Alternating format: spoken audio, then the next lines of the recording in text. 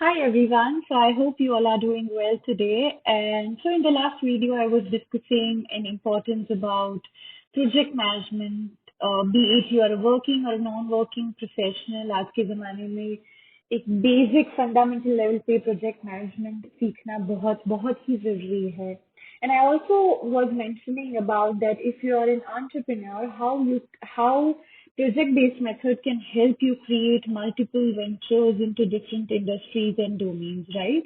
So today we'll discuss a very interesting case study that mentions how an entrepreneur built his empire, his group, with multiple ventures with a baseline of project management, project-based method basically. So let's get started. All right. So for the people who are more comfortable when it comes to reading the slides, reading this deck, then feel free to read it because I have put all the details in writing as well.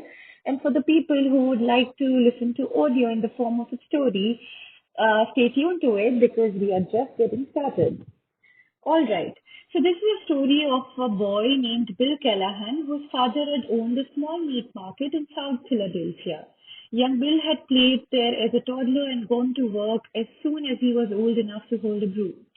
He had worked in the market on weekends while going to college and school. For as long as Bill could remember, he had always worked, indeed lived in a retail store.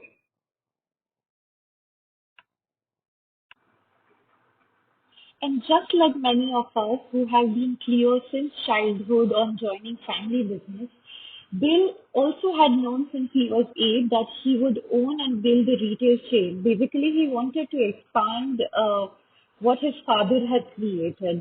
His father owned a small shop in a meat market, and now he wanted to build a retail chain out of it, and he was very clear since he was 8 years old. He started on this goal in the mid 1960s. He aspired to create a chain different from others. He had deep convictions to what makes a successful retail business. He aimed to make shopping more enjoyable, friendlier, and more fun. He envisioned to make the retail store a place where people like to work and a place where employees consider their own personal concern. Now, Bill had decided that he should follow basic tactics for the retail chain, for the success of retail chain. And the tactics were no chain could contain more than a handful of stores. So basically, he knew his limitations, he knew his boundary that up to what extent he wanted to expand his ventures, his stores, and after that, what should be his another plan after successfully creating one venture? So the first tactic was no chain could contain more than a handful of stores, no more than what one owner manager could manage, by example, by frequent visits of inspection and by personal control. The second tactic was that each store had to have a center of strength, something that made it distinguished, that other people in the market, other competitors would not have that competency in them, or also an area or a department that was not easily available in his community. The key people in each store, the manager and the department manager, had to have a personal stake in the store's success. And these were the main three tactics that Bill was adamant that should be the baseline of his retail chain. Now, talking about his first store, Callahan's first store was a medium-sized supermarket on the outskirts of a metropolitan community. He got the space at a very cheap rental as the former operator had gone bankrupt. Within 3 months, his store was flourishing. When asked, he said, all I did was to think through the areas in which a supermarket needs excellence. It needs and produce. For the rest, everything else is pegged by the manufacturer. He personally ran the meat and the produce department until they were outstanding. And why not? He came from a background where he was grown, he grew up watching his father owning a meat store in a supermarket, right? So it was in his part of his training since childhood itself. Bill thought through on how to give distinction to a small store when he then started his first flower and plant department in a supermarket in his area. This completely changed the store's physical appearance and attraction, and the department also made a good deal of money. Finally, he knew why people came back to his store because they liked the way they were treated. So during his employee training, he kept on stressing on being friendly, being friendly, being friendly until every employee got the idea. 9 months after the first store opened, Callahan opened the second. He moved over to the new store as a manager and gave his successor at the first store a substantial share in the store's profits, with smaller shares for the department managers all the way down to women at the checkout counters. So you see how he created his venture being not just customer centric, customer friendly, but also employee centric. And that is why they say, that humans are our assets in the organization. If we keep our employees happy, then the customers will be definitely happy automatically. And within 3 years, Callahan had 11 stores in the same metro. So within 3 years, Bill Callahan had 11 stores in the same metropolitan area from the time that he started his first store.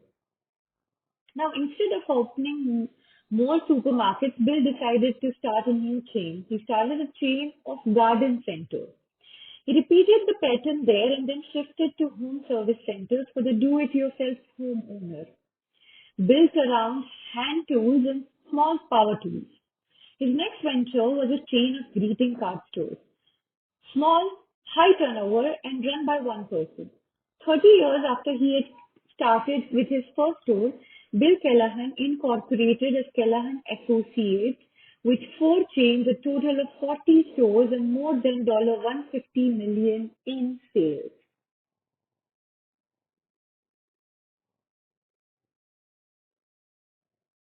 Each of chains had its own general manager who had started out as a checker or clerk and worked his or her way up through store management.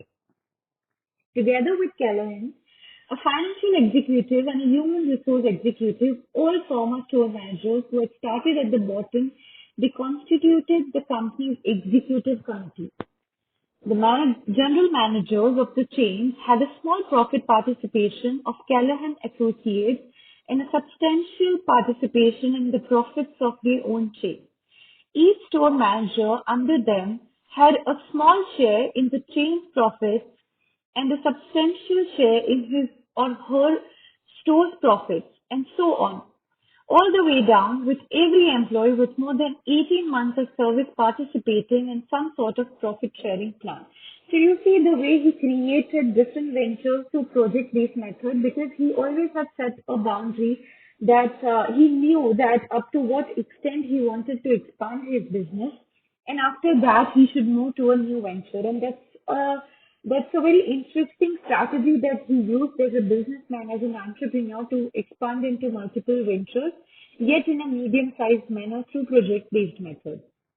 Also, as we can see about how he, as a leader, not believed in creating followers, but more leaders with himself, and uh, that is the baseline that it can be reflected from his policies on how just along with him, along with Callahan Associates, how all his employees that started with him in the beginning were empowered through their journey of growth.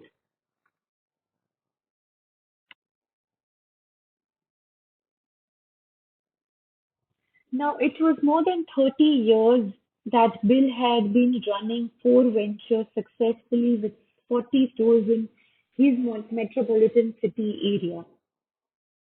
And now, since Callahan believed that no chain should grow beyond the point where one person could easily manage it and know every nook and cranny of it, this meant going purposefully into new businesses every 6 or 7 years. He started in the fall of 1995, almost 30 years after he opened his first store, to look around for the next business to go into. He finally picked two as most promising, a chain of outdoor wear stores, blue jeans, boots, western shirts, and so on.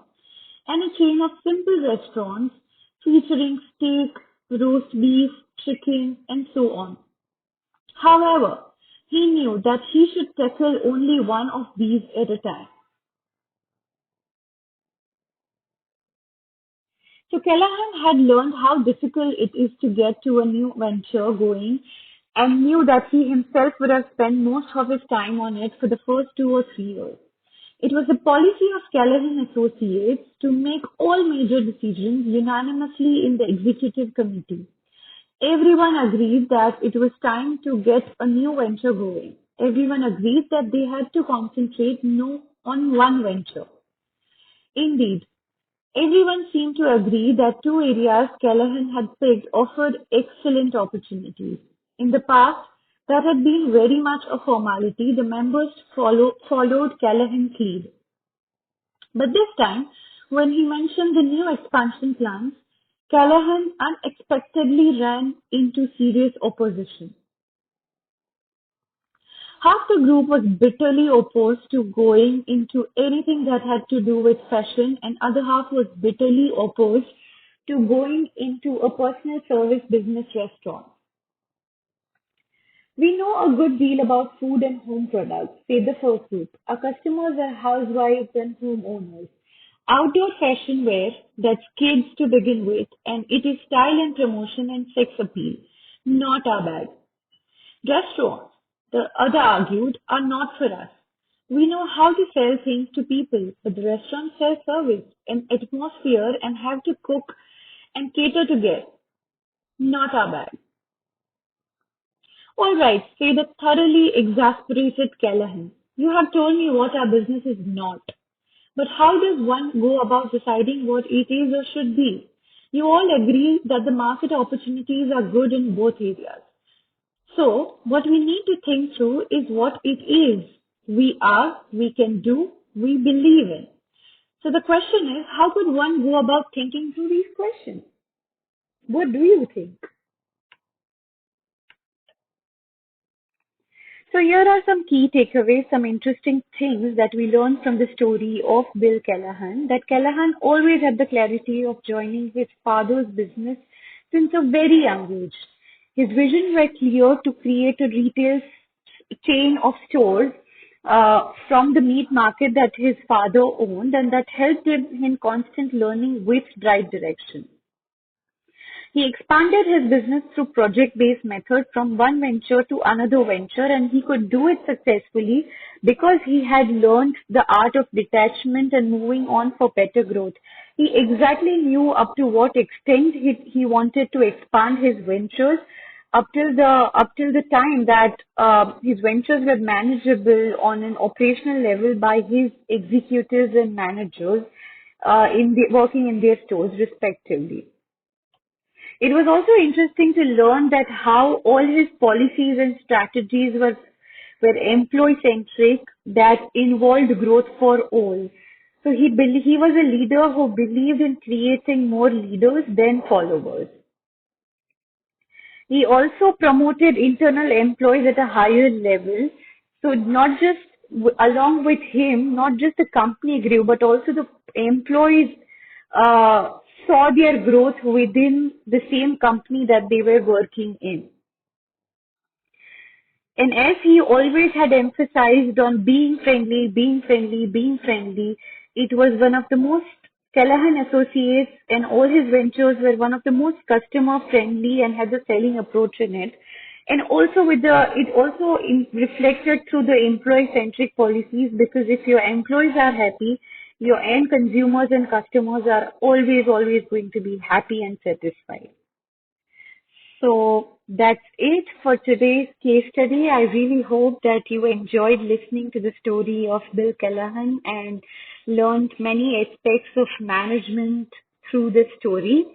If you want to hear similar case studies, stories, and articles related to management, then stay tuned to the channel, because there are going to be a lot more articles, case studies, and stories coming on your way to learn different and have different perspectives of management in your own respective domain. Thank you.